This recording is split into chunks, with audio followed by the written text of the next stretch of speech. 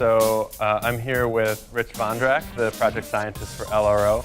And Rich, you're going to explain to me a little bit about the LRO spacecraft and tell me what this is going to do here. Okay. So this is LRO in all its deployed glory, right? Mm-hmm. This kind of square shape is to fit a lot inside, right? That's right. The inside here is a large propulsion tank.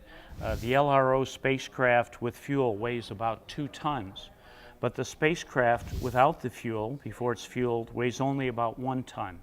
So it's like having an automobile where your automobile has as much gasoline in it as the whole weight of your car. And we need that in order to stay in orbit.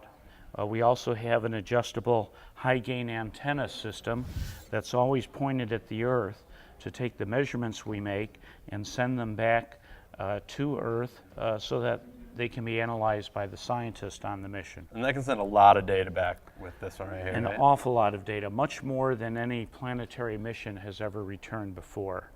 Okay, so how about if I say I'm building my map of the moon and you explain how you're doing it, all right? So the first thing I'm going to want with the map is I'm going to want pictures. I'm going to want images of the moon. That's right. All right, That's so what on LRO is going to be able to do that? Right. We have a camera system called the LRO camera, or LROC.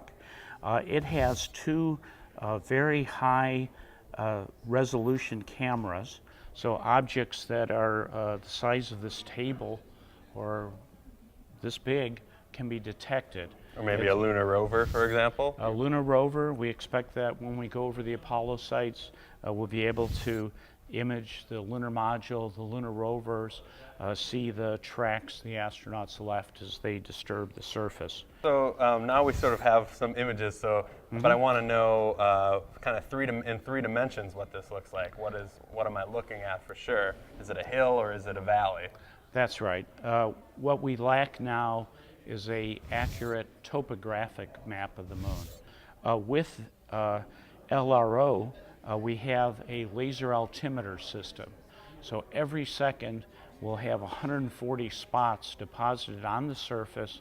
It'll measure the return with this system and then measure the distance to the surface, the roughness of the surface, and by looking at the 5 spots together, we'll know the tilt of the surface. Those are 2 sort of basic, tangible ones, but you're going to want to know temperatures. I think that's a big deal on the moon, right? Yes, because the moon goes through large temperature variations, unlike the Earth, where our atmosphere redistributes the temperature variations so that we don't have large temperature variations like you do on the moon.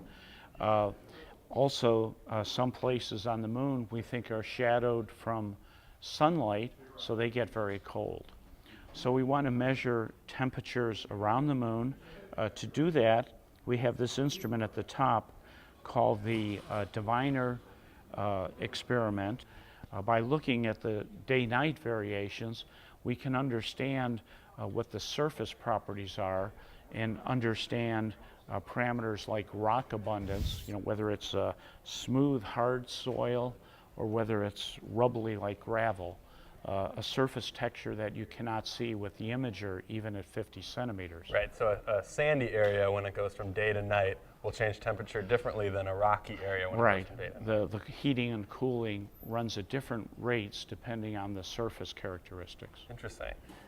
We also have a UV spectrometer called LAMP, and this instrument will use starlight to image the dark regions where the sun doesn't shine, and by looking at the reflectivity of the starlight in ultraviolet, it can tell whether there's water frost on the surface or not. That kind of does a lot of the mapping. Is there anything in particular, can you talk about the one we missed, that's kind of a more unique type of camera? We have here at the bottom this large instrument, which is a neutron detector. It's called LEND, for Lunar Exploration Neutron Detector, and it's being supplied by Russia. And in regions where we think there is water, the hydrogen associated with the water will cause the neutron flux to decrease. So LEND will search for these regions where there's decreased neutron flux in order to measure hydrogen abundance. So we're missing one big one, this whole big brown thing Right. right here. Can you explain to me what that is? Yeah, that one was added late in the mission, and what it is an advanced radar system.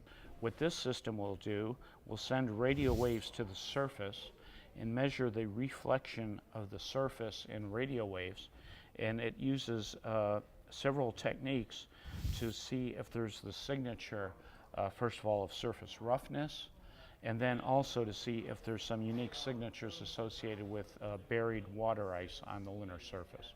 All right, well, thank you very much for showing this to me. We'll look forward to seeing what it starts sending back once we get it in We're orbit. ready to go and enthusiastic to look at the data.